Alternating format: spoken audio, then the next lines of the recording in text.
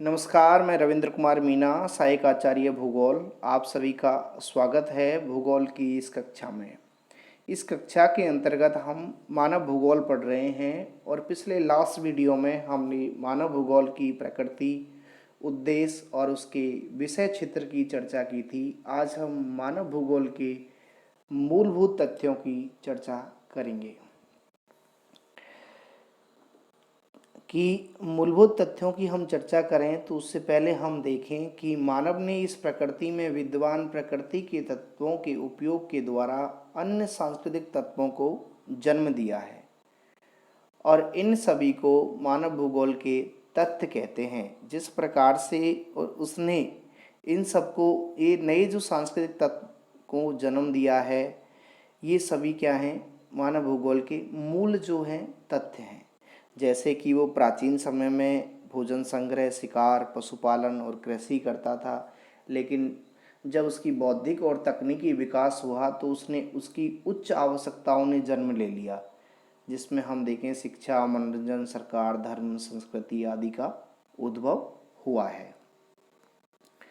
तो मानव भूगोल के तत्वों से यहाँ तात्पर्य उसकी विषय सामग्री को और बहुत सूक्ष्म रूप से प्रदर्शित करना, अर्थात उस बारीकी से देखना कि किस प्रकार से मानव का डेवलपमेंट हुआ है। तो मानव भूगोल के तत्वों की चर्चा चल रही है तो विभिन्न भूगोल वेताओं ने इसे दो भागों में बांटा है। सीधे सीधे अपन मुद्दे पे आते हैं तो कि यह तत्व है क्या। तो पहले है कि भौतिक या प्राकृतिक तत्व। जैसे ही भौतिक तथ्यों की बात आती है तो वहाँ पे उस किसी भी प्रदेश की भौगोलिक स्थिति, उसकी स्थलाकृति, वहाँ की जलवायु, वनस्पति, जलाशय, जीव जंतु, खनिज पदार्थ आदि कारक, ये वहाँ के भौतिक तत्व कहलाते हैं। दूसरा सांस्कृतिक तत्व। तो सांस्कृतिक तत्व के अंदर मानवीय जो तथ्य हैं उसमें खुद मानव से संबंधित कारक जैसे जनसंख्या, मानव की बस्तियाँ, विभिन्न परिवहन के मार्ग, कला, साहित्य, शिक्षा, सरकार, धर्म, आचार विचार आदि को सम्मिलित किया जाता है। ये दो प्रकार के मानव भूगोल के तथ्य हैं, भौतिक और सांस्कृतिक। इसके अलावा देखें हम कि अनेक भूगोल वेत्ताओं ने इन प्राकृतिक और सांस्कृतिक तथ्यों का विभाजन अलग अलग प्रकार से अपने अपने हिसाब से किया है। उसमें विलास, हटिंगटन, बुश फ्रिंच, टिबार्था, विसेंट, ये कुछ नाम हैं जिन्होंने मानवीय तथ्य जो मानव भूगोल के मूलभूत तथ्य हैं दोनों प्रकार के, उनका वर्णन किया है। तो हम उसमें से ब्रुन्स और हटिंगटन का जो विभाजन है वो काफ़ी सार्थकपूर्ण है, उसकी चर्चा यहाँ करेंगे।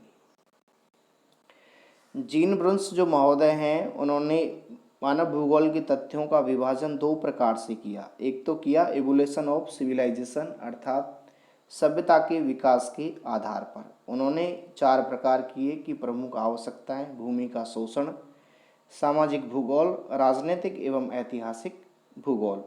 कि मनुष्य की प्रमुख आवश्यकताएं क्या थी, भूमि को किस प्रकार से उसने उपयोग में लिया, किस प्रकार से समाज का डेवलपमेंट हुआ, और फिर राजनीतिक और ऐतिहासिक संबंध किस प्रकार से बने। दूसरा उसने कहा कि जो दूसरे जो फैक्ट हैं जिनके आधार पे उसने छोटा विभाजन किया वो थे कल्चरल फैक्ट, जिसमें उसने कहा कि पहला है भूमि का अनुत्पादक उपयोग। एक तो उत्पादक उपयोग कि उस भूमि के ऊपर मानव कृषि करता है और पशुपालन करता है, ये तो क्या है उत्पादक उपयोग है। लेकिन अनुत्पादक उपयोग में जीन ब्रुन्स महोदय ने बताया कि मानव ने विभिन्न प्रकार के मकान और सड़क मार्गों को इस जमीन के ऊपर निर्मित कर दिया है।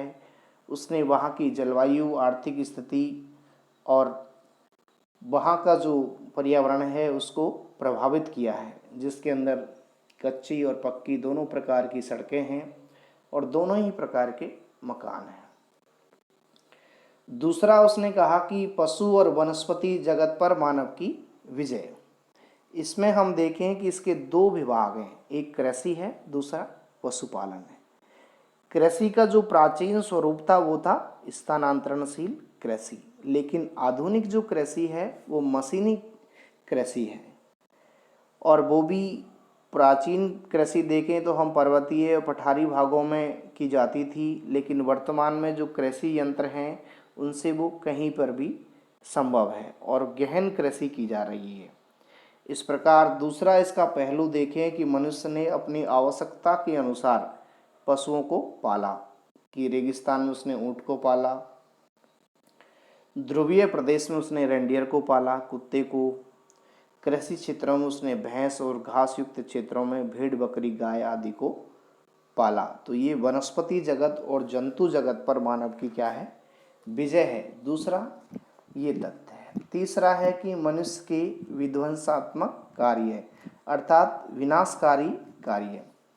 मनुष्य ने क्या किया कि अपनी आर्थिक क्रियाओं के संचालन के लिए, अपनी उच्च आवश्यकताओं को पूर्ति के लिए भूमि का अंधाधुंध तरीके से उपयोग किया है, जिसे हम लुटेरी अर्थव्यवस्था या आर्थिक लूट भी कहते हैं, जिसके अंदर जीन ब्रुन्स महोदय ने इस तथ्य के अंदर ये समझाया है कि खनन का कार्य है जो प्रमुखता से उन्होंने सम्मिलित किया है। उन्होंने कहा है कि मानव ने अपनी आवश्यकताओं की पूर्ति के लिए गहरी खदानों का निर्माण कर दिया है, क्योंकि विभिन्न जो इंडस्ट्री लगी हुई हैं, उद्योग लगे हुए हैं, उनके लिए जो रॉ मटेरियल है वो इन्हीं खदानों से प्राप्त हो रहा है, जिसके कारण बहुत सारी भूमि है जो बंजर हो गई है, अनुपयोगी हो गई है। तो इन सब बातों से जीन ब्रुन्स महोदय ने समझाया है कि मानव भूगोल के तथ्यों में मानव के सांस्कृतिक तथ्यों को सम्मिलित किया है और उन्होंने प्रमुखता से समझाया है कि किस प्रकार से मानव ने विकास किया है, विकास के साथ पर्यावरण का दोहन किया है। दूसरा अगर हम देखें कि अल्बर्ट जो हटिंगटन महोदय हैं, उन्होंने भी दो भागों में बांटा है, भौतिक या प्राकृतिक दशाएं और मानवीय दशाएं। भौतिक दशाओं में उन्होंने कहा है कि गिलोब पर स्थिति, भूमि की बनावट, जलाशय, मृदाएं और जलवायु, और इन सब के साथ वनस्पति, जीव जंतु और मानव को शामिल किया है। गिलोब पर स्थिति देखें तो कि पृथ्वी पर एक वर्ष है 365 सही 6 घंटे की, 24 घंटे में वो एक चक्कर लगा लेती है, दिन रात होते हैं और समय के ऋतुओं के अनुसार वो छोटे बड़े होते हैं।